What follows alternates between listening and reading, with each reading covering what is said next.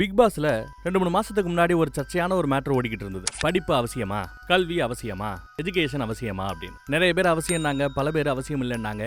அதுக்கப்புறம் இதை நீயா நானால டாபிக்காவே எடுத்து அவசியமா இல்லையாங்கிறத பத்தி டிஸ்கஸும் பண்ணாங்க. முன்னேறதுக்கு படிப்பு அவசியம் இல்ல அப்படின்னு சொல்றவங்க எல்லாருமே இப்ப இன்ஜினியரிங் எடுத்துக்கங்க.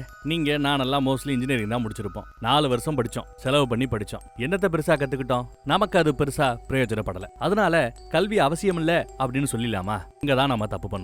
இப்ப இந்த கூட்டல், கழித்தல், பெருக்கல், வகுத்தல், ஏபிசிடி எப்படி ரீட் பண்றோம், உலக மேப்பு, அதோட வரைபடம், இந்திய வரைபடம், தமிழ் எழுத படிக்க கத்துக்கிறது, இது எல்லாத்தையுமே அதே கல்வி தான் கொடுக்குது. இதெல்லாம் அவசியமே இல்ல, என் பிள்ளைய நான் ஸ்கூலுக்கு சேர்க்கவே மாட்டேன்னு யாராவது பேரண்ட்ஸ் சொல்றோமா?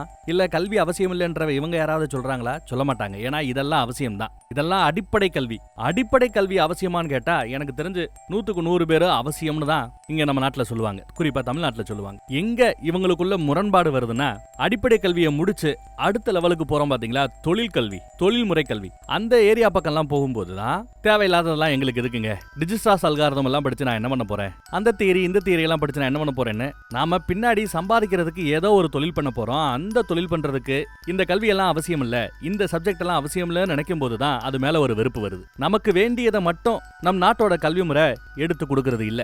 ஏப்பா அதான் 10th முடிச்சதுமே 11th 12th பயாலஜி வேணுமா, பயாலஜி குரூப் எடுத்துக்கோ, காமர்ஸ் குரூப் வேணுமா, காமர்ஸ் குரூப் எடுத்துக்கோன்னு இந்த ஆப்ஷன் இருக்கே அப்படின்னு சொல்றாங்க. என்ன கேட்டீங்கன்னா, இப்ப வளரக்கூடிய இந்த வேகமான வளர்ச்சி இருக்கக்கூடிய இந்த தலைமுறைக்கு 11வது வகுப்புல இந்த ஆப்ஷன் கொடுக்குறீங்கல்ல, இத இன்னும் சீக்கிரம் முன்னாடியே கொடுக்கணும். அப்பதான் அவங்களுக்கு மத்த சப்ஜெக்ட் மேல ஒரு வெறுப்பு தட்டாதுன்னு தோணுது. அப்போ உங்கள சில பேருக்கு அட 11 நம்மளும் தான் போனோம், நம்மளும் தான் எல்லா பேரும் ஃபர்ஸ்ட் குரூப் எடுத்தாங்க, நாமளும் ஃபர்ஸ்ட் குரூப் எடுத்தோம், எல்லாரும் இன்ஜினியரிங் படிச்சாங்க, நாமளும் இன்ஜினியரிங் படித்தோம், போய் எது படிக்கணுங்கிற அந்த அறிவு நமக்கு அப்பயே வரலையே, இப்போ வர பசங்களுக்கு வந்துருச்சா அப்படின்னு நீங்க கேட்கலாம். அதுவும் சரிதான். ஆனா அடிப்படை கல்வி படிக்கிற வரைக்கும் நமக்கு கல்வியின் மீது வெறுப்பு வரல.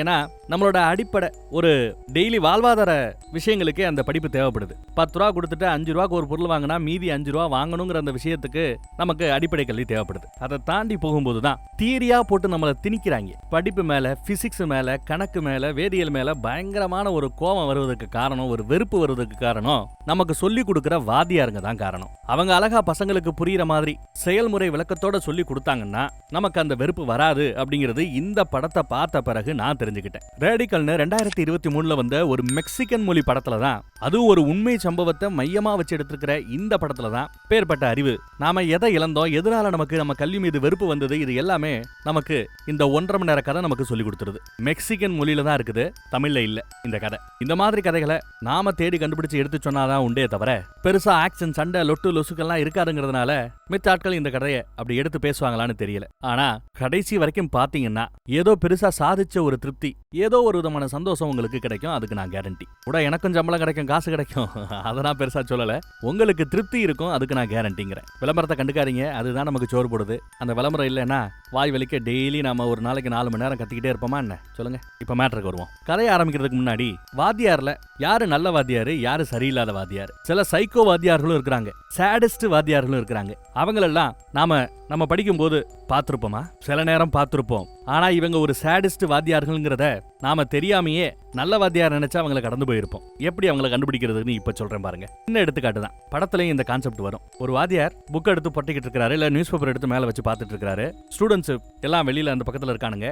எவனோ ஒருத்தன் ஒரு பென்சிலை விட்டு எறியறான். டப்புன்னு வாத்தியார் மேல விழுகுது. யாரா எறிஞ்சதுன்னு கேக்குறாரு. இந்த இடத்துல சாடிஸ்ட் வாத்தியாரா இருந்தா என்ன தெரியுமா பண்ணுவாரு? அதிகாரம் கையில இருக்கு அப்படின்னு நினைக்கிற வாத்தியார் என்ன தெரியுமா பண்ணுவாரு?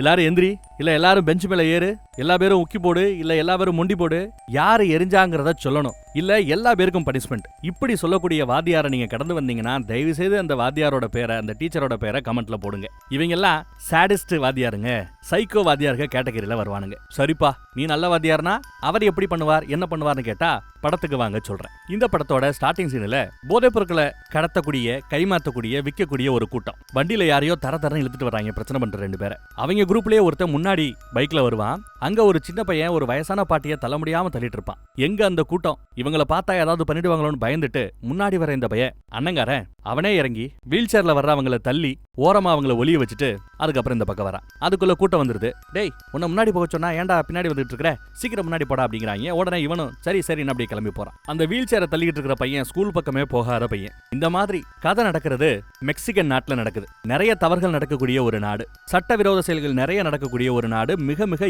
ஏழ்மையான நாடு, படிப்பறிவு ரொம்பவே கம்மியாக இருக்கக்கூடிய ஒரு நாடு, தினசரி சாப்பாட்டுக்கே கஷ்டப்படுறவங்க. அந்த பையன் கூட அதனாலதான் ஸ்கூலுக்கு போல. பாட்டி வேற இருக்கிறதுனால ஸ்கூல் பக்கம் அவன் எட்டி கூட பார்க்கல. வீல் சேரை தள்ளுற இந்த பையனை பார்த்தோமா, அடுத்து இன்னொரு பொண்ணு, வீட்டுக்கு மூத்த பொண்ணு. இவ போக இன்னும் 2 குழந்தைங்க இருக்கிறாங்க. வேக வேகமா இவ ஸ்கூலுக்கு கிளம்புறது மட்டும் இல்லாம தான் தம்பி தங்கச்சிகளையும் வேகமா கிளப்பி 3 பேரும் ஸ்கூலுக்கு கிளம்பி வராங்க. அடுத்து 3ஆவதா ஒருத்தன் சட்டைய போடாம சுத்தி திரியான் பாத்தீங்களா. ஸ்டார்டிங் சீன்ல ஒரு அண்ணனை பார்த்தோம்ல, ரவுடி கும்பல் கிட்ட வேலை பாக்குறானே பிடிக்காம, அந்த அண்ணனோட கூட பிறந்த தம்பி. அடுத்து பார்த்தா குப்பை மேட்டுல ஏதாவது இரும்பு பொருள் கிடைக்காதா, அதை இரும்பு கடையில போட்டு காசு பார்க்க மாட்டோமான்னு குப்பை மேட்லயே தகரத்திலேயே வீட்டை கட்டி அங்கேயே வாழக்கூடிய ஒரு குப்பமேட்டு பொண்ணு. அவங்க அப்பாவும் இதே தொழில் தான் பண்ணிட்டு இருக்கிறார். பொண்ணு ஸ்கூலுக்கு போயிட்டே அப்பாவுக்கு பார்ட் டைம்ல ஹெல்ப் பண்ணிட்டு இருக்கா. அந்த பக்கம் அண்ணன் வரான். ஏன் இவ்வளவு லேட்டுன்னு கேட்டுட்டு தம்பி அண்ணன் வண்டியில ஏறி உட்காரான். ஸ்கூல்ல இறக்கி விட்டதும், அண்ணா நானும் உன் கூட அந்த ரவுடி கும்பல்கிட்டயே வேலைக்கு சேர்ந்துக்கிட்டுமா அப்படின்னு கேட்கறான். ஏன்டா படுறாங்கிறாரு. ஸ்கூலே பிடிக்கல, படிப்பே பிடிக்கலங்கிறான். சரி நான் பாக்குறேன், சொல்லி வைக்கிறேன் அப்படின்னு சொல்லிட்டு அண்ணன் கிளம்பிடுறான். இந்த பக்கம்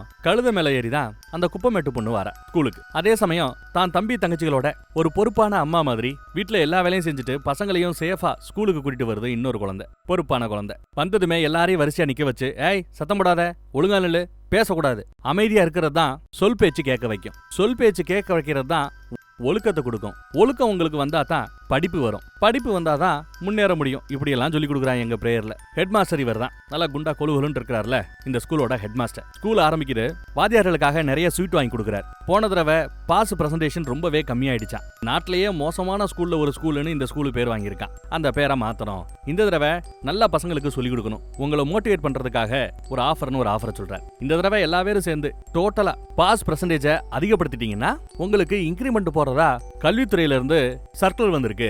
அதனால நல்லபடியா சொல்லிக் கொடுங்க, பசங்களை படிக்க வைங்கன்னு மோட்டிவேட் பண்றாங்க. ஆனா இங்க இருக்கிற வாத்தியாசுக்கெல்லாம் அதுல ஒன்னும் பெருசா ஆர்வம் இல்ல, ஏதோ சம்பளம் வந்தா போதும் அப்படின்னு இருக்காங்க. பட் இன்கிரிமெண்ட் அவங்களுக்கு தேவைதான். ஆனா பசங்களுக்கு நல்லபடியா சொல்லிக் கொடுக்குற எண்ணம்லாம் இல்ல. உங்களுக்கு என்ன வேணும், இன்கிரிமெண்ட் வேணும். அதுக்கு என்ன வேணும், பாஸ் பெர்சன்டேஜ் கூடணும், பசங்களை படின்னு மோத வச்சு பாஸ் பண்ண விட்டுட்டா போதும். இதுதான் அவங்க எண்ணமா இருக்குது. ஒவ்வொரு பசங்களோட தனித்துவம் என்ன, அந்த தனித்துவத்தை தெரிஞ்சு வச்சுக்கிட்டு அதை எப்படி முன்னேற்றுறதுன்றத பத்தி எல்லாம் யோசிக்கல. இங்க ஒரு வேகன்சி இருக்கு, அதை ஒரு வாத்தியாரை வச்சு ஃபில் பண்றாங்க. புதுசா ஒரு வாத்தியார் வராரு.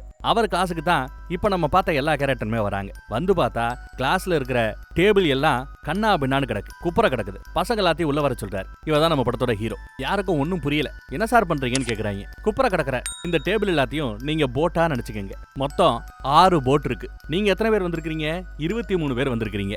ஒவ்வொரு படகுலையும் சரியான எண்ணிக்கையில நீங்க ஏறிக்கணும். படகுக்கு ஒருத்தர் தான் 2 பேர் தான் அப்படின்னு ஏத்துனீங்கன்னா 2 பேர்னா 6 × 2 12 பேர் தான் காப்பாற்றப்படுவீங்க. மீதி 9 பேர் செத்துருவீங்க. சரிப்பா, ஒரே போட்ல நான் 8 பேரை ஏத்துறேன்னு ஏத்துனீங்கன்னா ஆட்களோட எண்ணிக்கை அதிகமாயிடும், போட்டு மூழ்கிடும், அப்பயும் நீங்க இறந்துருவீங்க. வாங்க ஓடியாங்க வந்து போட்ல ஏறிக்கங்க அப்படின்னு கூப்பிடுறாரு. இவங்களுக்கு ஒன்னும் புரியல. இன்னும் வாத்தியாருக்கு மரகர கண்டு போச்சா அப்படின்னு நினைக்கிறாங்க. ஹெட் மாஸ்டர் அந்த சமயம் பார்த்து ரவுண்டுக்கு வருவார். ரவுண்ட்ஸ்க்கு வந்தவரு, இங்க என்ன எல்லாம் விளாண்டுகிட்டு இருக்காங்க, என்ன நடக்குது அப்படின்னு உள்ள வரார். பார்த்தா பசங்க எல்லாம் ஒவ்வொரு போட்லயே ஏறி நின்னு பாக்குறாங்க. எப்படி நாம ஒரு போட்டுக்கு இத்தனை பேர் ஏறி நிக்கலாம், மீதி எத்தனை பேர் வருவாங்க அப்படின்னு வகுத்தல் கணக்க ரொம்ப அழகா பிராக்டிகலா இவரு எடுத்து சொல்லிக்கிட்டு இருக்கிறார். அதே சமயம் ஹெட் மாஸ்டர் வந்ததும், சார் ஹெட் மாஸ்டர் வந்திருக்காரு, அவர் கடல்ல மூழ்க போறாருன்னு ஒருத்தன் சொல்றான். இன்னொரு பொண்ணு, வாங்க சார் எங்க படகுல ஏறிக்கங்கன்னு அவங்க படகுல ஏத்திக்கிறாங்க. அப்ப ஒருத்தன், இவர் ரொம்ப குண்டா இருக்கிறாரு, எங்க படகு மூழ்கிடும் சார், இங்க அந்த படகு போங்கன்னு தள்ளி விடுறான். அப்ப நம்ம ஹீரோ பிடிச்சிட்டார். இரு இவரை ஏன் நீ மூழ்குவாருன்னு நினைக்கிற? ஒரு படகுல எவ்வளவு பேரை ஏத்திக்கலாம், இதை நாம எப்படி தெரிஞ்சுக்கிறது அப்படின்னு ஒரு கேள்வி கேட்கிறாருங்க. ஒரு படகுனால எவ்வளவு கிலோ வெயிட் வரைக்கும் தாக்கு பிடிச்சு தண்ணியில மிதக்க முடியும்? இந்த கேள்விதான் படம் முழுக்க நிறைய விஷயங்களை நமக்கு எடுத்து சொல்ல போகுது. இந்த கேள்விக்கு இவங்கிட்ட பதில் இல்ல. எனக்கும் தெரியாதுங்கிறாரு வாத்தியார். ஹெட் மாஸ்டர் கேட்டா அவரும் பெப்பாங்கிறாரு. சரி, இந்த கேள்விக்கு நமக்கு பதில் தெரியாது. இங்க கம்ப்யூட்டர் லேப் இருக்கா, இன்டர்நெட் இருக்கா, அங்க போய் சர்ச் பண்ணி பார்க்கலாமான்னு கேட்டா ஹெட் மாஸ்டர் அதெல்லாம் இங்க ஒண்ணும் இல்லங்கிறாப்ல. ரொம்ப நாளா நெட் இல்ல, சர்வீஸ் இல்லையா. சரி, வேற எங்க கத்துக்கலாம்னு கேட்டா புக் இல்லன்னு சில பேர் சொல்றாங்க. சரி வாங்க லைப்ரரியில போய் இதற்கான விட கிடைக்குதான்னு பாப்போம்னு சொல்லிட்டு ஓடுறாரு. வாங்கன்னு எல்லாரையும் கூப்பிடுறாரு. எல்லாரும் வராங்க. அங்க போய் லைப்ரரியில பி ஃபார் போட், பி வரிசையில போட் ரிலேட்டிவ் ஏதாவது புக் இருக்கான்னு பார்த்தா இல்ல. அப்புறம் மிதக்கிறதுக்கு இங்கிலீஷ்ல என்ன பேரு? ஃப்ளோட்டேஷன். எஃப்ல ஆரம்பிக்கும். எஃப்ல ஏதாவது இது சம்பந்தப்பட்ட புக் இருக்கான்னு பார்த்தா அதுவும் இல்லங்க. எதுவுமே நமக்கு கிடைக்கல. இருந்தாலும் பரவாயில்ல, இந்த கேள்விக்கான விடைய நாமளே கண்டுபிடிக்கணும். சொல்லுங்க, என்னெல்லாம் வாய்ப்பு இருக்கு சொல்லுங்க பாப்பான்னு கேட்டா யாரும் பதில் சொல்ல மாட்டேங்கிறாங்க. ஏப்பா தப்பா இருந்தா பரவாயில்லன்னுவாரு. அப்பயும் யாரும் பதில் சொல்ல மாட்டாங்க. சரி ஓகே, இப்போ தப்பா சொல்றவங்க தான் எனக்கு வேணும். தப்பா சொல்லுங்க யாராவதுன்னு கேட்டா அப்பயும் ஒரு பேனும் எதுவும் வாய திறக்க மாட்டானுங்க. பசங்களோட மென்டாலிட்டி அந்த இடத்துல அப்படித்தான் இருக்குது. சரி, கிளாஸ் முடிஞ்சிருச்சு, கிளம்பிட்டாங்க.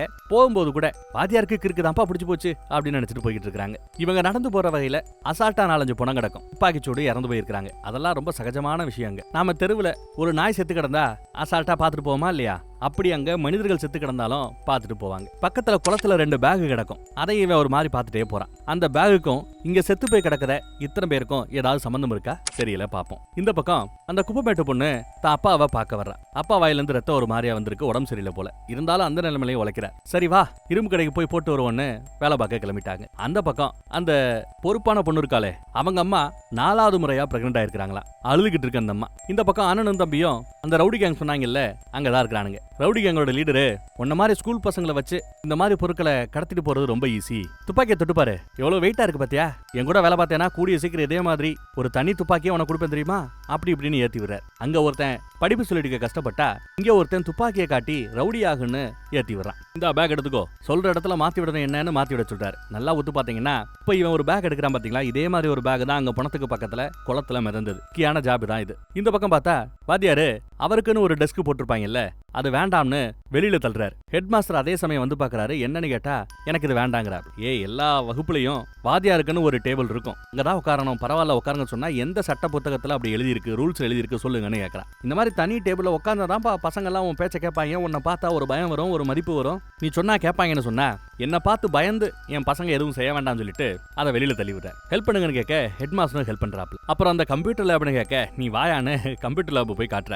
4 வருஷத்துக்கு முன்னாடி கம்ப்யூட்டர்ஸ் வந்ததான். திருதுப்புன்னு ஒரு நாள் 2 மாசத்துக்கு முன்னாடி எவனோ ஆட்டையை போட்டு போயிட்டாங்க போல. இப்ப கம்ப்யூட்டர்ஸ் கிடையாது, நெட் கிடையாது, சர்வீஸ் ஒண்ணுமே கிடையாது. கம்ப்யூட்டர்ஸ் இல்லாம இந்த காலத்துல பசங்க படிக்கிறது ரொம்ப கஷ்டம்னு வாத்தியாரு ஃபீல் பண்றாப்ல. இங்க குப்பமேட்டு பொண்ணும் அப்பாவுக்கு தெரியாம புத்தகங்களை மறைச்சு வச்சு எவ்வளவு விஷயங்களை படிக்கிறான்னு பாருங்க. அதுல ஒரு புக்கை தெரியாதனமா அவர் பாத்துருவாரு. இதெல்லாம் எதுக்கு தேவையில்லாம அப்படின்னு சொல்லி அதை கொண்டு போய் நெருப்புல போட்டு சமைக்கிறதுக்கு யூஸ் பண்ணிக்கிறார். அந்த பக்கம் பார்த்தா அண்ணன் தம்பிங்க அவங்க பேக இன்னொருத்தவன் பேக்கோட அப்படி மாத்திக்கிறானுங்க. பணமும் சரக்கும் கைமாறுது. இந்த மாதிரி ரிஸ்கி ஜாப சின்ன பசங்களை வச்சு பண்ணிட்டு இருக்கானுங்க பாவிங்க. அந்த பக்கம் நம்ம ஹீரோ வரார். பெல் அடிச்சு இவங்களை டிஸ்டர்ப் பண்ணக்கூடாதுன்னு சொல்லிட்டு பெல் அடிக்கிற மணியில சாக்ஸை கழட்டி சத்தங்க கதைப்படி நல்லா முடி வச்சிட்டார். பசங்களை மோட்டிவேட் பண்றதுக்காக ஒரு கதை சொல்றாரு. கழுத குட்டி ஒண்ணு கிணத்துல விழுந்துருச்சு, ஆழமான கிணறு. அந்த நிலத்தோட ஓனர் கழுத குட்டியை காப்பாற்றணும்னு பார்த்தா மேல பணக்கட்டு இதுக்கு ஒரு டீமை கூட்டியாந்து கஷ்டப்பட்டு உள்ள இருக்கிற அந்த கழுத குட்டியை தூக்குற போது ஆகக்கூடிய செலவு அந்த கழுத குட்டியோட விலையை விட அதிகமாயிடுது. அதனால குட்டியை காப்பாற்ற வேண்டாம்னு ஒரு முடிவுக்கு வர.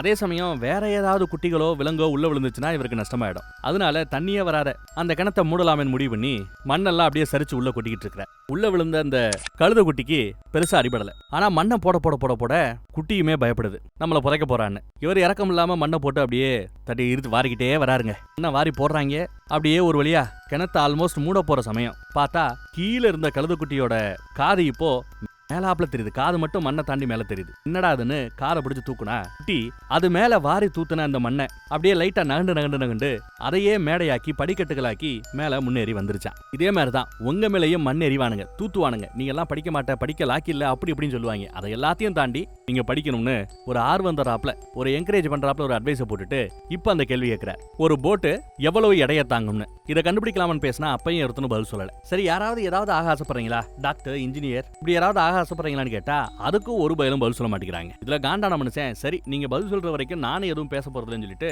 நியூஸ் பேப்பர் எடுத்து படிக்க ஆரம்பிச்சிட்டார். இப்போ இங்கதான் ஒருத்தன் பென்சிலை விட்டு எறிகிறான். பென்சில் அவர் மேல பட்டு கீழே விழுகுது. யார் அறிஞ்சுன்னு கேட்டா யாரும் பதில் சொல்லல. நான் 3 எண்ணுவேன், அதுக்குள்ள எல்லா பேரும் பென்சிலை கையில எடுத்து கையை தூக்கி காட்டணும், ஓகேவா அப்படின்னு கேட்டுட்டு 1 2 3 எண்ணி முடிக்கிறதுக்குள்ள ஒருத்தனை தவிர எல்லா பேருமே பென்சிலை தூக்கிட்டாங்க. யாருக்கிட்ட பென்சில் இல்ல? நம்ம தம்பிகாரன்ட்ட தான் பென்சில் இல்ல. அப்ப அவன் தான் எரிஞ்சானா ஆயிப்போச்சா? அவ்வளவுதாங்க, தட் சிம்பிளுங்க. ஏன் ஒரே ஆளு 2-3 பென்சில் வச்சிருந்தா அப்படி நீங்க யோசிக்கலாம். அது ஏல நாடு, ஒத்த பென்சிலுக்கு ரொம்ப கஷ்டப்படுற ஒரு இடம். ஈஸியா மாட்டிக்கிட்டான். அவனை கூப்பிட்டு யாருக்கும் தெரியாம உன் பேர் என்னடான்னு கேட்டா நீ கோங்கிறான். கோ, நானும் உன்ன மாதிரி தான் கிளாஸ்ல இப்படி இருப்பேன். அப்ப பார்த்தாலும் எனக்கு தண்டனை கொடுத்தாங்க, என்ன மாத்திட்டானுங்க, நீ மாறாத, இப்படியே பாத்துக்கலாம் போன்னு அனுப்பிச்சு வைக்கிறார். இவனுக்கு ஒன்னும் பிடிபடல. என்னடா எல்லா பேரும் இதாண்டா சான்ஸ் நம்மள திட்டுவாங்க அடிப்பாங்க, இவன் என்னடா என்கரேஜ் பண்ணி அனுப்புறாருன்னு அவனுக்கு வாத்தியார் மேல ஒரு மாதிரி ஒரு ஃபீல். என்னன்னே தெரியாம வித்தியாசமா இருக்காருன்னு நினைக்கிறாங்க. அப்புறம் இன்னொருத்தவன், சார் எனக்கு போட்டு எவ்வளவு எடைய தாங்கணும்னு தெரிஞ்சுக்கணும் சார் சொன்னதும், ஆமல்ல இது அப்படியே பாதியில விட்டோம்ல, அதை தெரிஞ்சுக்கலாமா, விட்ட இடத்துல இருந்து கண்ணி பண்ணுவோம், அதை பத்தி நீங்க என்ன நினைக்கிறீங்க கேட்டா ஒரு பையன், சார் இதுல என்ன சார் நினைக்க வேண்டி இருக்கு, படகுன்னு ஒண்ணு கவுந்தா 4 பேர் சாகத்தான் செய்வான், பிறந்த எல்லா பேரும் சாக வேண்டியதானே, நம்ம என்ன இதுல செய்யறதுக்கு இருக்கு அப்படின்னு ஒருத்தன் பதில் சொல்லுவான். அப்ப அந்த பக்கத்துல பொறுப்பான பொண்ணு இருக்காளே அவ, என்னப்பா இப்படி சொல்ற, அதுக்காக எல்லாரையும் அப்படியே இறக்க விட்டுறதா, நம்மளால முடிஞ்ச எல்லாத்தையும் செஞ்சு அவங்கள காப்பாத்துறதானே நாம, உங்களால முடிஞ்ச அளவு ஒரு தடவை 2 தடவை இல்ல எத்தனை முறை வேணாலும் அவங்கள காப்பாத்துறதுக்கு முயற்சி பண்ணலாம்னு ஒரு தத்துவத்தை எடுத்து சொல்லுவா. சூப்பர்மா சூப்பர்னு பாராட்டுறாரு. நீ சொன்ன இதே தத்துவத்தை தான் உலகத்திலேயே தலை சிறந்த பிலாசபர்கள்ல ஒருத்தரான ஜான் ஸ்டூவர்ட் மில் அவரும் சொல்லியிருக்கிறார். இந்த தத்துவத்தை நீ ரொம்ப அழகா சொல்லிட்ட. பிலாசபினா உனக்கு பிடிக்குமாமான்னு கேட்டா, பிலாசபியா அப்படின்னா அப்படின்னு அந்த குழந்தை கேக்குது. அவளுக்கு அது என்னன்னு தெரியல. அறிவியல் பூர்வமா இல்லாம உணர்வு பூர்வமா கஷ்டமான கேள்விகளுக்கு விடை தேடுவதுதான் தத்துவம் பிலாசபி அப்படின்னு எடுத்து சொல்றாரு. சரி சார், அப்ப நான் ஒரு பிலாசபர் ஆகணும்னு ஆசைப்படுறேன்னு அந்த பொண்ணு சொல்லுது. அப்ப நம்ம தம்பிக்காரனை பார்த்து, ஏய் நேத்து நீ தானே நம்ம ஹெட் மாஸ்டர் குண்டா இருக்கிறாரு படகு மூழ்கிடும் சொன்னேன், ஏன் அப்படி சொன்ன அப்படின்னு கேட்டா, ஆமா சார் அவர் ரொம்ப ஹெவியா இருக்கிறாரு, அப்ப மூழ்கத்தானே செய்வாருங்கிறான் அவன். ஏப்பா அப்படி யோசிக்கிற, குண்டா இருந்ததுனாலன்னு சொல்றியா, சரி இன்னொன்னு சொல்றேன் உனக்கு. இப்ப நம்ம ஹெட் மாஸ்டர் மாதிரியே இன்னொருத்தவர் இருக்கிறார், ஆனா கொழுப்பு சேராம நல்லா ஜிம்முக்கு போய் ஜிம்பாடி ஆக்கி இருக்கிறார். இப்ப நம்ம ஹெட் மாஸ்டர் அந்த மாதிரி ஜிம்பாடி பாக்குறதுக்கு ஒரே சைஸ்ல இருக்கிறாங்க. அவங்கள இப்போ இறக்கி விட்டோம்னா யாரு மூழ்குவா, யாரு லேட்டா மூழ்குவாங்க இல்ல மிதக்க வாய்ப்பு இருக்கு அப்படின்னு கேட்க, ஜிம்பாடி தான் மூழ்குவார். ஃபேட்டா கொழுப்பா குண்டா இருக்கிறவங்க அவங்க உடம்புல ஏர் அதிகமா இருக்கும், அதனால அவங்களுக்கு மிதக்க வாய்ப்பு இருக்குங்கிறாப்ல இன்னொருத்தவங்க சொல்றாங்க. ரொம்ப ஜவ்வா இழுக்கிறேனோ, சரி இனி கொஞ்சம் ராப்ப பண்றேன். இன்னொரு பொண்ணு, அவங்களோட சைஸ் முக்கியமா சார் அப்படின்னு கேக்குது. சைஸ் முக்கியங்குது. சரிப்பா சைஸ் முக்கியமா, சரி இப்ப நம்ம ஒரு பலூனை கற்பனை பண்ணிக்கங்க, ஒரு 1 அடி பலூனு, அதே மாதிரி இந்த பக்கம் 1 அடி கல்லு, ரெண்டும் பாக்குறதுக்கு ஒரே சைஸ். இப்ப தண்ணிக்குள்ள விடுங்க, பலூனு மிதக்கும், கல்லு சர்ன்னு மூழ்கிடும், வேகமா மூழ்கிடும். அப்ப சைஸ் மேட்டரா, சைஸ் மேட்டர் இல்ல. பசங்களே சொல்றாங்க சைஸ் மேட்டர் இல்ல, வேற என்ன மேட்டர், ஒரு 30 மினிட்ஸ் டைம் கொடுக்குறேன், அதுக்குள்ள என்னன்னு நீங்களே டிஸ்கஸ் பண்ணி கண்டுபிடிங்க. நான் போய் ஒரு காபி சாப்பிட்டு வரேன்னு இவர் கிளம்பிடுறாரு. இவங்களுக்கு அதுவும் புதுசா இருக்கு. இவங்க பசங்களுக்குள்ளேயே லைட்டா பேச ஆரம்பிக்கிறாங்க. இங்க டிஸ்கஷன் நடந்துட்டு இருக்கும். நம்ம ஹீரோ அந்த பக்கம் பசங்களுக்கு சொல்லி கொடுக்கறதுக்காக அங்க இருந்த பலூன் எடுத்து சொல்லி கொடுக்கலாம்னு பார்த்தா அது உடஞ்சு போயிடுது. மறுபடியும் கிளாஸுக்கு வந்து பாக்குறாரு. இவங்க டிஸ்கஸ் பண்ணி ஒரு மாதிரி ஒரு அண்டர்ஸ்டாண்டிங் வந்திருக்கானுங்க. அங்க அந்த குப்பமேட்டு பொண்ணு இப்பதான் மித்த பசங்க எல்லாம் ஒரு அண்டர்ஸ்டாண்டிங் வரானுங்க. ஆனா இவ தியரியே எழுதிட்டா. ஃப்ளோட்டேஷன் மிதக்கும் தன்மை is equal to weight divided by size அப்படின்னு எழுதுறா. அவ அதிபுத்திசாலி, அவளுக்கு புரிஞ்சாப்ல ஒரு ஃபார்முலாவையே உருவாக்கிட்டா. ஆனா மித்த பசங்களுக்கு எல்லாம் புரியுறாப்ல நம்ம ஹீரோ எடுத்து சொல்லணும். எல்லா பேரும் அது புத்திசாலிகளா இருக்க முடியாதுல்ல. இங்கதான் நம்ம ஹீரோ பசங்கிட்ட பேசி ஒரு ஃபார்முலாவை எழுதி வைக்கிறார். D density is equal to mass divided by volume, D equal to M divided by V அப்படின்னு எழுதுறாரு. பசங்களுக்கு ஒன்னும் புரியல. என்ன சார் ஒன்னும் புரியல சாங்கிறாங்க. உடனே பலூன் எடுத்துட்டு வந்து கிரவுண்ட்ல கை கால் கழுவுற தொட்டி தண்ணியில அதை பத்தி விளக்க சொல்லிக்கிட்டு இருக்காரு. அதுக்குள்ள ஹெட் மாஸ்டர் வந்துட்டு, சிலபஸ்ல எவ்வளவோ இருக்கு, நீ என்னடா அதெல்லாம் சொல்லி கொடுக்காம இப்படி பண்ணிட்டு இருக்கிறேன்னு திட்டுறாப்ல. ஒரு பையனை கூப்பிட்டு, அப்படி என்னப்பா இப்ப கத்துக்கிட்ட சொல்லுப்பான்னு கேட்டதும் அந்த பையன் பேச ஆரம்பிக்கிறான். ஒரு பொருளோட எடை, சைஸ், அடர்த்தி இத பத்தி எல்லாம் கத்துக்கிட்டேன் அப்படிங்கிறான். டென்சிட்டி பத்தி எல்லாம். ஒரு பொருளோட எடையும் சைஸும் கொள்ளளவும் எப்படி அடர்த்திய ஏத்தவோ இறக்கவோ முடியுதுங்கிறத கத்துக்கிட்டேங்கிறான். இப்ப யோசிச்சு பாருங்க, கப்பல் எல்லாம் இரும்பால செய்யப்படும் இல்லையா? இரும்பு தண்ணியில மூழ்கணும் தானே, மரக்கப்பல் தான் மிதக்கணும். இரும்பால செய்யக்கூடிய கப்பல் தண்ணிக்குள்ள மூழ்கணும். ஆனா அப்படி கப்பல் இப்பெல்லாம் மூழ்குதா? மூழ்கல. அதை பத்தி எல்லாம் இப்ப கத்துக்க ஆரம்பிச்சிட்டோம் அந்த பையன் சொல்றான். மாஸ்டர் மிரண்டு போறார். இந்த ஃபார்முலால இவ்வளவு விஷயம் இருக்கா, அதை பிராக்டிகலா புரியுறாப்ல புரிஞ்சுக்கிட்டா இது சாத்தியம்னு புரிஞ்சுக்கிறான். இப்ப பசங்களுக்குள்ள ஒரு சந்தேகம். ஆமா உங்க 2 பேரை யாருக்கு டென்சிட்டி அதிகமா இருக்கும் அப்படின்னு அந்த தம்பிக்காரன் ஒரு டவுட் கேக்குறாங்க. ஃபார்முலா என்ன? அடர்த்தி ஈக்குவல் டு இவங்களோட எடைய டிவைடட் பை இவங்களின் கொள்ளளவு வால்யூம்லால நம்ம வகுக்கணும். எடை மிஷின்ல ஏறி பார்த்தாலே இவங்களுக்கு தெரிஞ்சிடும். ஆனா இவங்களோட கொள்ளளவை எப்படி கண்டுபிடிக்கிறது? இப்போ ஒரு பொருளோட நீளம், அகலம், உயரம் இது எல்லாம் சம அளவுல இருந்தா நீள அகலம் உயரத்தை வச்சே ஃபார்முலா நிறைய இருக்கு, அதை வச்சு கொள்ளளவு கண்டுபிடிக்கலாம். ஆனா இவங்க மனுஷங்க. இப்ப ஹெட் மாஸ்டர் எடுத்துக்கங்க, தலையோட அகலம் கம்மியா இருக்கு, இடுப்போட அகலம் பெருசா இருக்கு, இவரோட கொள்ளளவை எப்படி கண்டுபிடிக்கிறது? இதுதான் உங்களுக்கு டாஸ்க். எங்க 2 பேரோட டென்சிட்டியை நீங்க கண்டுபிடிச்சு யாருக்கு டென்சிட்டி அதிகம், அடர்த்தி அதிகம், இவங்க 2 பேரை தண்ணிக்குள்ள தள்ளனா ஹெட் மாஸ்டர் குண்டா இருக்கிறதுனால அவர் தான் ஃபர்ஸ்ட் மூழ்குவாரா, இல்ல ஹெட் மாஸ்டர் நல்லா உருளையா இருக்கிறாரு, உள்ள ஃபுல்லா காத்து நிறைய சேர்ந்து இருக்கும், அதனால அவர் மெதுவா மூழ்குவாரா? நம்ம வாத்தியாரோட கம்பேர் பண்ணும்போது இதுதான் கேள்வி. இதற்கான விடையை கண்டுபிடிக்கணும் டாப்ல. பசங்க இவ்வளவு நேரம் டிஸ்கஸ் பண்ணிட்டு இருக்கிற மேட்டரை வாத்தியார் இந்த ஃபார்முலாவை சொல்லி கொடுக்கறதுக்கு முன்னாடியே அந்த குப்பமேட்டு பொண்ணு எழுதியிருந்தா அவளுக்கு புரிஞ்ச பாஷையில. இவ்வளவு திறமை இருக்கேமா, இவ்வளவு புத்திசாலி இருக்கிறேமா, என்னமா ஆகணும்னு ஆசைப்படுறேன்னு கேட்டா, இவங்க ஏரோநாட்டிக்கல் இன்ஜினியரிங் படிக்கணும். ஏரோநாட்டிக்கல் இன்ஜினியரிங் படிக்கிறவங்க தான் ஆஸ்ட்ரோனட்டா, விண்வெளி ஆராய்ச்சியாளர்களா ஆகுறாங்க. அப்பேற்பட்ட ஒரு ஆளா ஆகணும்னு அந்த பொண்ணு ஆசைப்படுறா போல. இந்த பக்கம் பிலாசபியை பத்தி ஒரு குழந்தைகிட்ட சொல்லி கொடுத்தாருல, அந்த பொண்ணு போய் ஸ்கூல்ல இருக்கிற லைப்ரரியில பிலாசபி சம்பந்தமா தத்துவம் சம்பந்தமா புத்தகம் கேட்டா, அதெல்லாம் காலேஜ்ல படிக்கிறதுமா, உனக்கு எதுக்குமா அப்படின்னு லைப்ரரியன் கேக்குறாங்க. பசங்க ஒவ்வொருத்தரும் இப்ப அதை பத்திய ஒரு சிந்தனையிலே இருக்கிறானுங்க. தகர டப்பா இருக்கும்ல, அதை எடுத்து தண்ணியில விட்டு பாக்குறாங்க. அது உலோகம், வெயிட்டான பொருள் தான், ஆனா சைஸ் பெருசு. தண்ணியில அது மிதக்குது, எப்படா மிதக்குதுன்னு குழப்பம் அவங்களுக்கு. தம்பிகார வீட்லயே ஒரு உடஞ்சு போன படகு இருக்கும், அதை ஏதாவது பண்ணலாமா, இதை எப்படி கடல்ல மிதக்க வைக்கிறதுன்னு அவன் யோசிக்கிறான். அங்கங்க ஓட்டையா உடசலா கிடக்குது. இந்த பக்கம் ஹெட் மாஸ்டர் இந்த வாத்தியாரோட ஒர்க்கிங் ஃப்ளோவே சரியில்லையேன்னு அவர்கிட்ட என்ன ஏதுன்னு விசாரிக்க போறார்.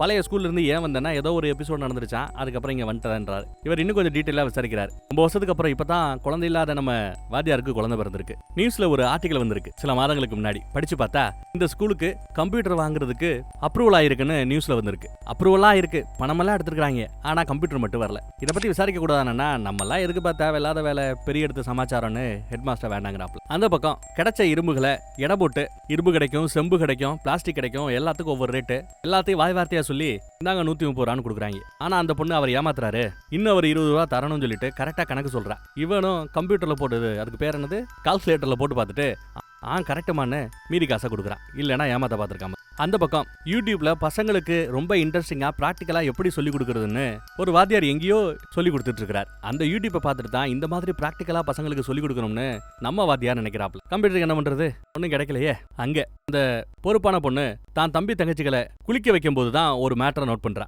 தண்ணி தொட்டியில இருக்கிறவங்க எல்லாத்தையும் வெளியில கூப்பிடுறா. தண்ணி ஒரு மட்டத்துல இருக்கு. திருப்பி தண்ணி தொட்டிக்குள்ள ஒரு ஆளை உள்ள உட்கார வைக்கும் போது தண்ணியோட மட்டம் அப்படி மேல கூடுது. அதை பார்த்தது இவளுக்கு ஒரு ஐடியா கிடைச்சிருச்சு. வாத்தியார் கேட்ட கேள்விக்கு விட கிடைச்சிருச்சுன்னு இவ செம குஷியாயிடுறா. அடுத்த நாள் இவங்க 2 பேர்ல யாருக்கு அடர்த்தி அதிகம் அப்படிங்கறது தெரிஞ்சுக்கணும் இல்லையா, யாரு சீக்கிரம் மூழ்கு வாங்குறதையும் தெரிஞ்சுக்கணும் இல்லையா. அதற்காக இப்போ நம்ம வாத்தியார தண்ணிக்குள்ள மூழ்கடிக்கிறாங்க. இவர் இறங்காம இருக்கும்போது தண்ணியோட மட்டம் எவ்வளவு, இறங்குனதும் தண்ணியோட மட்டம் மேல கூடும். எவ்வளவு கூடுதுன்னு செக் பண்ணி பார்த்தா 7 சென்டிமீட்டர் கூடுதான். அதை நோட் பண்ணிக்கிட்டாங்க. அடுத்து ஹெட் மாஸ்டரையும் கூட்டு வராங்க. அவரை உள்ள இறங்குறாரு. ஆல்ரெடி இவங்க 2 பேரோட வெயிட்டையும் செக் பண்ணியாச்சு. இவங்களோட கன அளவை தான் எப்படி கண்டுபிடிக்கிறதுன்னு தெரியாம இருந்தாங்க. ஏன்னா இவங்க நீளம் அகலம் உயரம்னு சீரா இருக்கிறது இல்ல, பாடி கொஞ்சம் முன்ன பின்ன இருக்கும். இவங்களோட கன அளவை கண்டுபிடிக்கிறதுக்கு ஈஸியான வழி இதுதான், ஒரு கம்பாரிசன் தானே. அவங்களுக்கு தெரிஞ்ச வகையில ஏதோ ஒரு வாய்ப்பை பிடிச்சி கேள்விக்கு பதில் சொல்லணும். அளக்கிறதுக்கு ஒரு ஈஸியான வழி இதுதான். தண்ணிக்குள்ள இவங்களை இறக்கி விட்டுட்டா தண்ணி மட்டம் உயரம். அவனுக்கு 7 சென்டிமீட்டர் உயர்ந்ததா, இவருக்கு கிட்டத்தட்ட 10 சென்டிமீட்டர் தண்ணியின் மட்டம் உயருது. அதையும் ஃபார்முலால எழுதிக்கிறாங்க. எழுதி நமக்கும் காட்டுறாங்க. வாத்தியாரு 77 கிலோ வெயிட். தண்ணில எவ்வளவு சென்டிமீட்டர் மேல உயர்ந்தது, 7 சென்டிமீட்டர். அதை கீழே எழுதி வகுத்தா 11 கிடைக்கும். 11.00. இங்க கீழே நம்ம ஹெட் மாஸ்டருக்கு அவர் வெயிட் பாத்தீங்கன்னா 141 கிலோ. தண்ணியில இறங்கினதும் 15 சென்டிமீட்டர் அவரோட கொள்ளளவு காரணமா, கன அளவு காரணமா மேல உயர்ந்தது. அந்த 15 போட்டு வகுத்தா 9.4 கிடைக்குது. 9 பெருசா 11 பெருசா? 11 தான் பெருசு. 11 யாரோடது, நம்ம வாத்தியாரோட அடர்த்தி. யாருக்கு அடர்த்தி கம்மியா இருக்குதோ அவங்க தான் தண்ணில மெதுவா மூழ்குவாங்க. அந்த வகையில அடர்த்தி கம்மியா இருக்கிறது வெறும் 9 இருக்கிறது யாருக்கு, நம்ம ஹெட் மாஸ்டருக்கு. அப்போ அவரு மெதுவா முழுகுவார், நம்ம வாத்தியாரு கொஞ்சம் சீக்கிரமா முழுகுவார். இதை தெரிஞ்சுக்கிட்டாங்க. பசங்க கையில பிடிக்க முடியல, அவ்வளவு சந்தோஷம். இந்த மாதிரி பிராக்டிகலா சொல்லி கொடுக்க ஆரம்பிக்க பசங்களே ப்ரௌசிங் சென்டருக்கு போய் நிறைய விஷயங்களை கத்துக்கிறாங்க. அவங்களுக்கு என்ன தேவையோ அதையெல்லாம் அவங்களே செய்ய ஆரம்பிக்கிறாங்க. காலேஜ் லைப்ரரிக்கு போய் பிலாசபி சம்பந்தப்பட்ட புத்தகங்கள்லாம் எடுத்து அந்த சின்ன குழந்தை படிக்க ஆரம்பிச்சிட்டா. நம்ம தம்பிக்காரன் வேணான்னு தூக்கி எறியப்பட்ட கண்ணாடி துண்டுகள் எல்லாத்தையும் ஒன்று சேர்த்து ஏதோ பண்றான். இங்க தாங்க ஷாக்கான இன்னொரு விஷயத்தை நம்ம கத்துக்க போறோம். அந்த குப்பமேட்டு பொண்ணு அவ தெரிஞ்ச விஷயத்த பசங்களுக்கு புரியுறாப்ல அருமையா எடுத்து சொல்றான். நமக்கு தெரியாத இன்னொரு விஷயத்தையும் இங்க சொல்லி கொடுக்குறாங்க. புவி ஈர்ப்பு விசைன்னு நம்ம கேள்விப்பட்டிருப்போம்ல, கிராவிட்டி ஃபோர்ஸ்னு. பூமிக்கு மட்டும்தான் அந்த ஈர்ப்பு விசை இருக்குதா? எனக்கு பாலாக்குன்னு ஒரு ஈர்ப்பு விசை இருக்கா? பாக்குற உங்க யூடியூப் சப்ஸ்கிரைபர்ஸ் உங்களுக்குன்னு ஒரு இதே மாதிரி பூமிக்கு இருக்கிறாப்ல உங்களுக்கு ஈர்ப்பு விசை இருக்குதா? உலகத்துல இருக்கக்கூடிய எடை கொண்ட நிறை கொண்ட எல்லா பொருட்களுக்கும் இந்த மாதிரி ஒரு ஈர்ப்பு விசை இருக்குதா அப்படின்னு கேட்டா இருக்காம்பா. 7 வயசாயிடுச்சு, இப்பதான் அது எனக்கு தெரியும். உங்களுக்கு இந்த நியூஸ் புதுசா இருந்தா ஆமா பாஸ், புதுசுதான் பாஸ், இந்த பணம் பார்த்து தான் கத்துக்கிட்டேன் ஆமான்னு கமெண்ட்ல போடுங்க. அவங்க மாஸ் இங்கிலீஷ்ல, தமிழ்ல நிறைன்னு சொல்லுவாங்க. நிறை கிட்டத்தட்ட எடைன்னு கூட எடுத்துக்கலாம். எடை கொண்ட எந்த ஒரு பொருளுக்கும் ஈர்ப்பு விசை உண்டா. ஆனா அந்த ஈர்ப்பு விசையை நம்மளால அவ்வளவு ஈஸியா உணர முடியாது. இப்போ 2 காந்தத்தை பக்கத்துல கொண்டு போது அது ஈர்க்கும் இல்ல எதிர்க்கும், அந்த விசையை உங்க கையிலால உணர முடியும். ஆனா அந்த காந்த விசையோட கம்பேர் பண்ணும்போது இது நம்மளால அளக்க முடியாது, பிராக்டிகலா நம்மளால ஃபீல் பண்ண முடியாது. அதே மாதிரி கொஞ்ச நேரத்துக்கு முன்னாடி வாத்தியார் சொல்லி கொடுத்தாரு பாத்தீங்களா, யாரோட டென்சிட்டி அதிகமோ அடர்த்தி அதிகமோ, மாஸ் அதிகமோ, நிறை அதிகமோ அவங்க சீக்கிரம் முழுகுவாங்க, சீக்கிரம் கீழே போவாங்கன்னு அர்த்தம். இந்த உலகத்தில் இருக்கிற பொருட்களிலேயே எது ரொம்ப எடை அதிகமான பொருள் அப்படின்னு யோசிச்சு பாருங்க. நம்ம பூமி தான். நம்ம பூமி தான் இருக்கிறதுலயே எடை அதிகமான ஒரு பொருள். அதனாலதான் பூமி கீழே இருக்கு. பூமியோட கம்பேர் பண்ணும்போது நாமெல்லாம் எடை கம்மியானவங்க, அடர்த்தி கம்மியானவங்க. அதனாலதான் பூமிக்கு மேல நாம இருக்கிறோம். இப்ப பட்டத்தெல்லாம் வானத்துல பறக்க விடுறீங்கல்ல, அந்த பட்டத்தோட கம்பேர் பண்ணும்போது நம்மளோட எடை அதிகம், நம்மளோட அடர்த்தி அதிகம். அதனாலதான் நாம கீழே இருக்கிறோம். எடை கம்மியான, அடர்த்தி கம்மியான பட்டம் நமக்கு மேல வானத்துல இருக்குது. இதே மாதிரி காத்துக்கு எடை கம்மி, அடர்த்தியும் கம்மி. அடர்த்தி டென்சிட்டி கம்மியா இருக்கிற பொருட்கள் எல்லாம் மேலதான் இருக்கும். அதனால காத்து மேல இருக்குது. டென்சிட்டி அதிகமா இருக்கிற தண்ணி கீழே இருக்குது. என்னடா சின்ன பிள்ளை மாதிரி உட்காந்து கிளாஸ் எடுத்துட்டு இருக்கான்னு நினைக்க வேண்டாம். அடுத்து இன்னொரு வியப்பான ஒரு விஷயம் இருக்கு, அதையும் சொல்லிடுறேன். அந்த பொண்ணு தான் எடுத்து விளக்கி சொல்லிக்கிட்டு இருக்கா. இப்போ பூமி எடை அதிகம், அப்புறம் இன்னொன்னு நம்ம ஏற்கனவே பார்த்தோம் பாத்தீங்களா, எடை அதிகமான, அடர்த்தி அதிகமான பொருள் கீழே இருக்கும், எடை கம்மியான பொருட்கள் எல்லாம் அதுக்கு மேலதான் செட்டில் ஆகும்னு நம்ம பார்த்தோம். பூமியை விட சூரியன் பல மடங்கு பெருசு, எடையும் அதிகம், அடர்த்தியும் அதிகம். பூமி எடை அதிகமா இருக்கிறனாலதான் நம்மளெல்லாம் ஈர்த்து புவி ஈர்ப்பு விசைங்கிற பேர்ல நம்மள அப்படியே பிடிச்சு வைக்குது. அதே மாதிரி சூரியன் தன்னை விட எடை கம்மியா இருக்கிற, அடர்த்தி கம்மியா இருக்கிற பூமியை அதை நோக்கி ஈர்க்குது. இதே மாதிரி ஒவ்வொரு கிரகங்களையும் அதோட எடைக்கேப்ப ஈர்த்து ஏதோ ஒரு டிஸ்டன்ஸ்ல வச்சிருக்குது. இப்படி அந்த பொண்ணு விளக்கி சொல்லிக்கிட்டு இருக்கும்போது நம்ம தம்பிக்கார ஒரு டவுட் கேட்கறான். சரிமா, சூரியன் பூமியே இழுக்குதுங்கிற, அப்ப நம்ம பூமி சூரியனோட போய் மோதணும்ல, ஏன் மோதாம இருக்குது அப்படின்னு கேட்டா, சூரியனை சுத்தி குறிப்பிட்ட டிஸ்டன்ஸ்ல நீள்வட்ட வடிவுல பூமி தன்னைத்தானே சுத்திக்கிட்டு சூரியனையும் சுத்தி வரதுனால நாம மோதாம இருக்கிறோம்னு விளக்கம் சொல்லுது. நமக்கு இது புரியுமா? புரியாது. இப்ப புரியுறபடி சொல்றேன். ஒண்ணு இல்லைங்க, ஒரு கல் எடுத்துக்கங்க, ஒரு ஆணி எடுத்துக்கங்க, ஒரு நூல் எடுத்துக்கங்க. கல்ல நல்லா நூலால சுத்தி கட்டிக்கங்க. ஒரு முனையில கல் இருக்கணும், மறுமுனைய ஆணியில நாம கட்டிடணும். கட்டிட்டு கையில வச்சுட்டு கிருஷ்ண பகவான் சுதர்சன சக்கரத்தை சுத்துறாப்ல நாம ஆணியை புடிச்சுக்கிட்டு அப்படியே வேகமா தலைமையில வச்சு அப்படியே சுத்துங்க. நீங்க சுத்த ஆரம்பிச்சதும் அந்த கல்லு கீழே விழாம சுத்திக்கிட்டே இருக்கும். நீங்க எப்ப சுத்துறத நிப்பாட்டுறீங்களோ அப்பதான் கல்லும் சுத்துறத நிப்பாட்டி அப்படியே கீழே வந்து ஸ்டாண்டர்டா நிக்கும், கீழே வந்து விழும். கரெக்டா? எப்படி ஆணியை நீங்க மையத்துல புடிச்சுக்கிட்டு நூலுல கல்ல கட்டி அப்படி விடாம சுத்திக்கிட்டே இருக்கிறீங்களோ அப்ப கல்லு கீழே விழல இல்லையா? அதே மாதிரி ஆணி கூட அந்த கல்லும் மோதல சுத்திக்கிட்டே இருக்கும்போது சேம் டிஸ்டன்ஸ்ல அது விடாத சுத்திக்கிட்டே தான் இருக்கு. அதே மாதிரிதான் சூரியனை சுத்தி நம்ம பூமியும் சூரியனோட மோதாம சுத்திக்கிட்டே இருக்குது. அப்ப அந்த தம்பிகார இன்னொரு டவுட் கேக்குறான். சரிப்பா, இப்ப சூரியன் இருக்கிறதுலயே எடை அதிகம், அடர்த்தி அதிகம், அதை நோக்கி எல்லாம் இருக்குது. சரி, சூரியனுக்கு என்ன ஆகுது அப்படின்னு ஒரு டவுட் கேக்குறான் அவன். எடை கொண்ட எந்த ஒரு பொருளா இருந்தாலும் விழத்தானே செய்யணும். கல்ல போட்டீங்கன்னா கீழே விழும். எடை கொண்ட எந்த ஒரு பொருளுக்கும் இது பொருந்தும். எடை அதிகமான சூரியன், அப்ப அதுக்கு என்ன ஆகுன்னு கேட்டா, சூரியன் விழுந்துகிட்டு தான் இருக்குதான். மிக பிரம்மாண்டமான அண்ட வெளி இருக்கு பாத்தீங்களா, இந்த பிரம்மாண்டமான அண்ட வெளியில சூரியன் விழுந்துகிட்டே இருக்குது. இப்ப நமக்கு ஒரு 10 மாடி உயரத்துல இருந்து ஒரு பொருளை கீழே போட்டா அது 10 கீழே வந்து விழுந்துரும். 100 மாடி உயரத்துல இருந்து கீழே போட்டா 100 விழுந்துரும். பல லட்சம் கோடி கோடி உயரத்துல இருக்கிற ஒரு மாடியில இருந்து கல்ல கீழே போட்டா அது கீழே வந்து விழுகிறதுக்கு பல நாட்கள் ஆகும். அதை விட இன்னும் பிரம்மாண்டமான பெரிய விஷயம் தான் இந்த அண்டம். அந்த அண்டவெளியில சூரியன் விழுந்துகிட்டு இருக்குன்னு வச்சுக்கோங்க. அண்டவெளிக்கு முடிவுன்றதே கிடையாது, இன்ஃபினிட்டி. இப்போ ஒரு இன்ஃபினிட்டில விழுந்துகிட்டு இருக்கிற அந்த சூரியன் கீழே எங்கேயாவது முட்டி நிக்குமா? நிக்க போறதில்ல. சோ சூரியனுக்கோ, சூரியனை நீள்வட்ட பாதையில சுத்தி வரக்கூடிய நம்ம கோள்களுக்கோ எடையுள்ள பொருள் விழும் அப்படிங்கிற இந்த தியரியினால எந்த ஆபத்தும் இல்லைன்னு அந்த பொண்ணு விளக்கி சொல்றா. பயங்கரமா இருக்குல்ல? இதெல்லாம் எந்த லெவலுக்கு எல்லாம் நமக்கு புரியறதுக்காக சொல்லக்கூடிய எடுத்துக்காட்டுகள், விரிவிலக்குகள் இருக்கலாம். அப்புறம் அந்த பையன் கொஞ்சம் தனியா உட்காந்துருப்பான், சீக்கிரமே வந்திருப்பான் அடுத்த நாள். என்னடா உட்காந்துட்டு இருக்குன்னு கேட்டா, வாத்தியார்கிட்ட எந்த டவுட் வேணாலும் கேட்கலாம்னு சொன்னீங்கல்ல, கேட்கட்டுமாங்கிறா. சரி கேளுன்னு சொன்னதும் ஒரு பொண்ணை எப்படி கரெக்ட் பண்றதுன்னு கேட்கறேன். எனக்கு ஒரு பொண்ணை பிடிக்கும், ஆனா அவளுக்கு என்ன பிடிக்குமா, என்ன பண்றதுன்னு கேட்டா அதுக்கு வரை எல்லா பத்தியும் விளக்கி சொல்ற. எல்லா பொண்ணுகளே ஒரே மாதிரி இருக்கிறது இல்ல, அதனால எல்லா பேருக்கும் ஒரே தியரியை அப்ளை பண்ண முடியாது. சில பெண்களுக்கு பணம் பிடிக்கும், நீ பணத்தை சம்பாதி. சில பொண்ணுங்களுக்கு குணம் பிடிக்கும், நீ குணத்தை சம்பாதி. சில பொண்ணுங்க முன்னாடி நீ எப்பேற்பட்டவன், சிறந்தவன்னு காட்டணும். இந்த பஸ்ல தொங்குறது, ரவுடித்தனங்கிற பேர்ல ஹீரோயிசம் பண்றது, இதையெல்லாம் எந்த பெண்களுக்கு பிடிக்குமோ அந்த மாதிரி சில பொண்ணுகள் தான் உன்னை திரும்பி பார்க்கும். ஆனா உனக்கு பிடிச்சது அந்த குப்பமேட்டு பொண்ணு தானே. அவ ரொம்ப ஷார்ப்பு, பயங்கர திறமசாலி. அவ முன்னாடி நீ சீன் போட்டா ஒண்ணு வேலைக்காகாது. அவகிட்ட நீ திறமசாலி, நீ பெரிய ஆளு, நீ எப்பேற்பட்டவன்னு அவளை உயர்வா பேசணும். அவ இன்னும் மேல உயர்றதுக்கு அவளுக்கு தேவையானதெல்லாம் செஞ்சு கொடுக்கணும், சப்போர்ட் பண்ணணும். இப்படி எல்லாம் பண்ணா தாண்டா அந்த பொண்ணை கரெக்ட் பண்ண முடியும்னு எடுத்து சொல்றாப்ல. ஏதோ ஒரு ஸ்பான்சர்ஷிப்ல ஒரு ப்ரோக்ராம் பண்ண போறாங்களா, அதை பத்தி ஒரு என்வலப் வச்சிருப்பாரு, நோட்டீஸ். இதை அவகிட்ட கொடு, நீ கொடுத்ததா சொல்லி கொடுன்னு சொல்ல இவன் சந்தோஷப்படுறான். சரி வா உன் பேக்குள்ள வைக்கிறேன்னு பேக் எடுக்கும் போது பதறாங்க. ஏன்னா பேக்குள்ள ஏதோ இருக்குது. பதறான், அழுகுறான், வேணா ஓபன் பண்ணாதீங்கன்னு. அவரும் புரிஞ்சுக்கிற ஏதோ சட்டத்துக்கு புறம்பான ஒரு பொருள் உள்ள இருக்குது. உள்ள என்ன இருக்குன்னு உனக்கு தெரியுமான்னு கேட்டா தெரியாதுங்கிறான். ஆனா இதை நான் கண்டிப்பா அவங்க சொல்ற ஆளுக்கு மாத்தி விடணும். இல்லனா என்ன கொன்னுடுவாங்கங்கறான். சரி விடு, இத நான் ரிப்போர்ட் பண்ணல.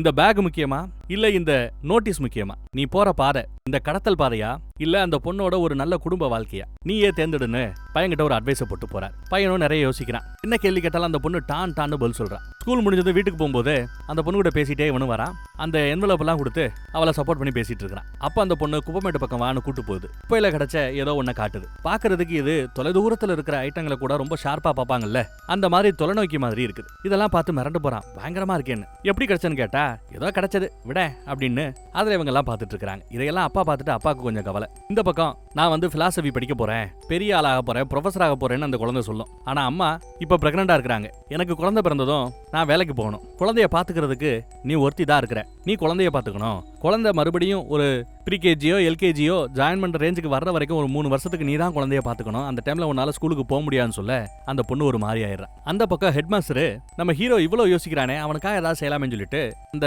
பணம் அப்ரூவ் ஆயிடுச்சு, ஆனா கம்ப்யூட்டர் வரல இல்ல, அதை பத்தி லைட்டா இவர் பிரஷர் போட்டு பேச ஆரம்பிக்கிறார். அதனாலேயே உனக்கு என்ன கம்ப்யூட்டர் கிளாஸ் தானே, எடுக்கிறதுக்கு ஒரு ஆள் அனுப்புறேன்னு அனுப்பிச்சுட்டு இருக்காங்க. லேபுக்கு கம்ப்யூட்டர் டெக்னீஷியன் வந்துட்டான், பாக்ஸ் எடுத்துட்டு வந்திருக்கான், உள்ள ஏதோ இருக்க போகுது அப்படின்னு இவனும் குஷியா சூப்பர் அப்படின்னு தான் பசங்களோட போய் அதை அட்டன் பண்றதுக்கு உட்கார்றான். அதுக்கு முன்னாடி ஸ்கூல்ல ஸ்டாஃப் ரூம்ல ஒரு வாத்தியாரு இந்த வருஷத்துக்கான கொஸ்டின் வெளியில வரும் இல்லையா, ஆனுவல் எக்ஸாமுக்கான அந்த கொஸ்டின் அதே இவர் கையில் வச்சிருக்காரு. எப்படியோ கிடைச்சிருக்கு இவருக்கு. இதுல இருக்கிற மேட்டரை பசங்களுக்கு சொல்லி கொடு, பசங்களை பாஸ் ஆக்கி வச்சிடலாம், நமக்கு இன்கிரிமெண்ட் கிடைக்குங்கிறாப்ல. நம்மளால குப்பையில போட்டு போங்கடான்னு போயிட்டாப்ல. அங்க லேப்ல போய் பார்த்தா டெக்னீஷியன் வந்திருக்கான். ஆனா அட்டைக்குள்ள இருக்கிறது கம்ப்யூட்டர் இல்ல, எல்லாம் அட்டைங்க. இதுக்கு பேர் தான் CPU, இதுக்கு பேர் தான் மவுஸ்னு அட்டையில பேப்பரை ஒட்டி கொண்டு வந்திருக்கிறான். இதெல்லாம் பார்த்து இவருக்கு ரொம்ப காண்டாகுது. அந்த பக்கம் வேற இந்த பொண்ணோட அப்பா வந்திருக்கிறார். ரியாலிட்டி வேறங்க. குப்பமேட்ல குப்பை பறக்கிட்டு குடும்பம் நடத்திட்டு இருக்கிறவங்க நாங்க. எங்களுக்கு போய் நீங்க விண்வெளி ஆராய்ச்சி ஆகலாம்னா சொல்லிக்கிட்டு இருக்காங்க.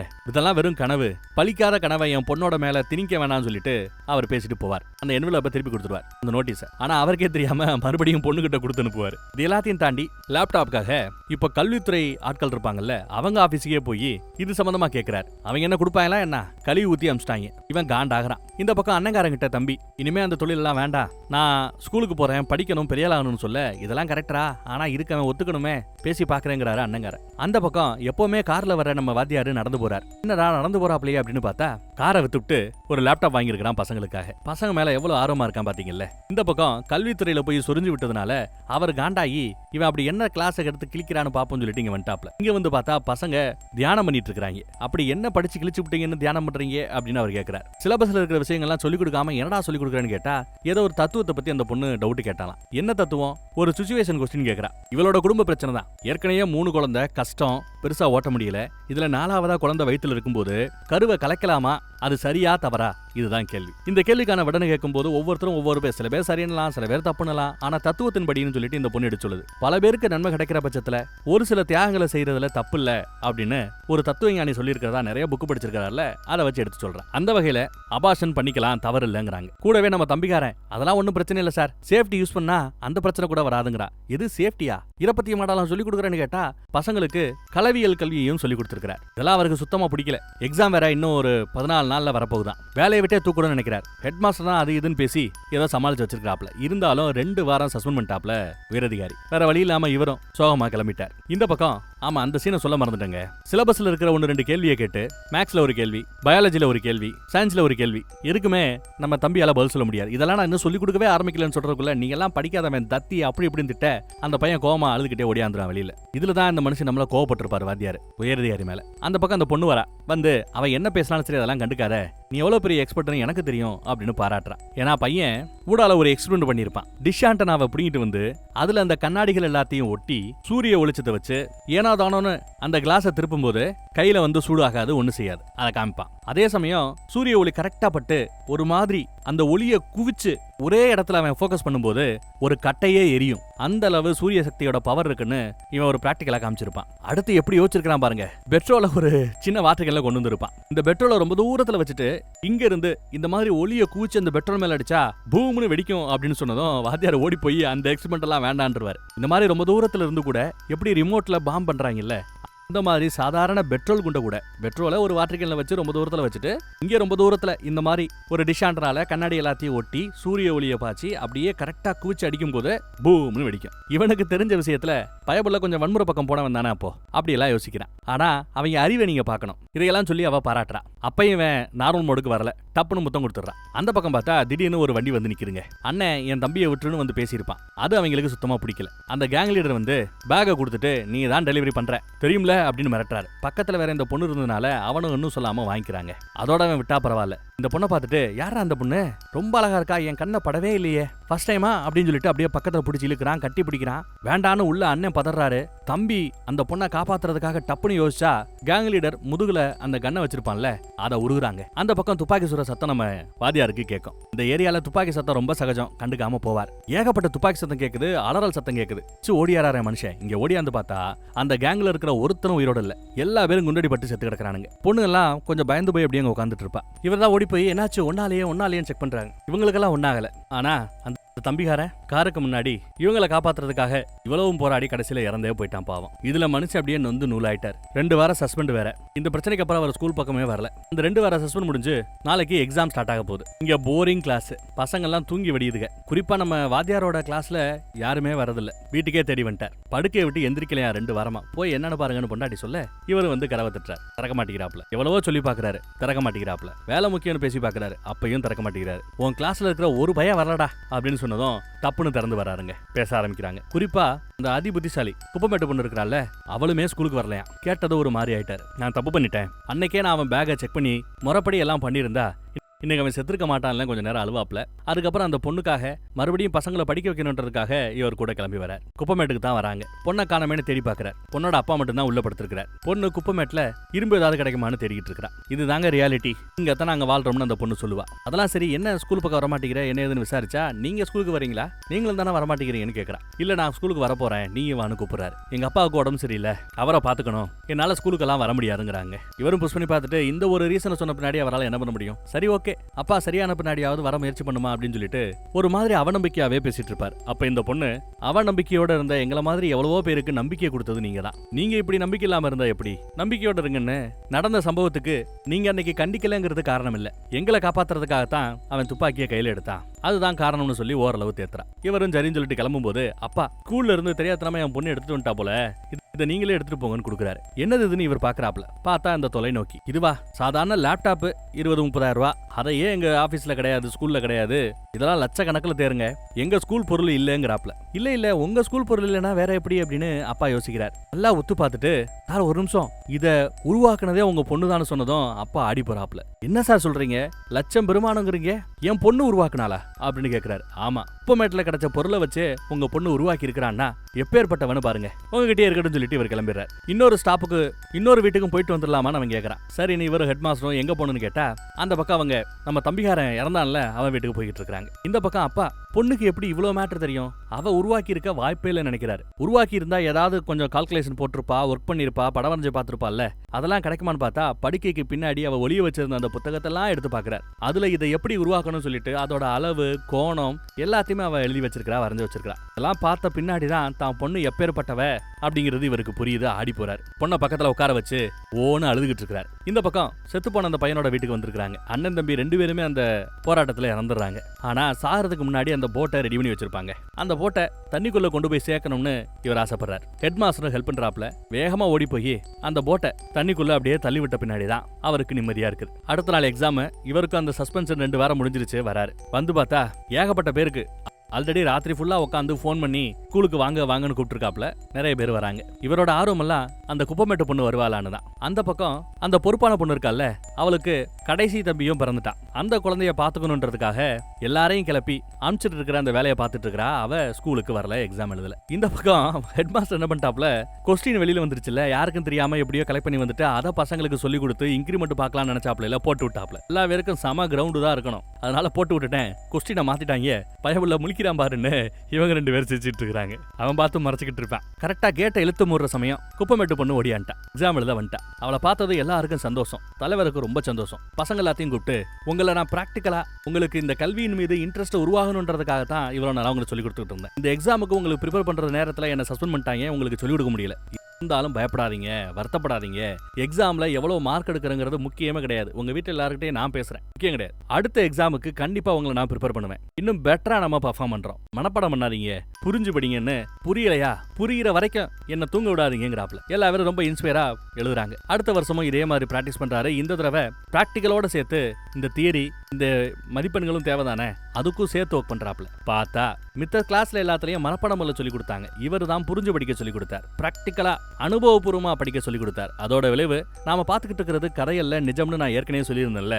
நிஜத்துல வந்த அந்த முன்னேற்றத்தை பாருங்க. இவர் வாத்தியாரா வருவதற்கு முன்னாடி வரைக்கும் பார்த்தா 100க்கு ஒரு 55% பசங்க தான் அந்த இயர்லி எக்ஸாம்ல பாஸ் ஆக செஞ்சிருக்காங்க. மொழி பாடத்துல 69% மாணவர்கள் தான் பாஸ் ஆகியிருக்கிறாங்க. யாருமே எக்ஸலண்ட் ஸ்கோர், சூப்பர் ஸ்கோர் எடுத்துறாங்கன்னு சொல்ல முடியாது.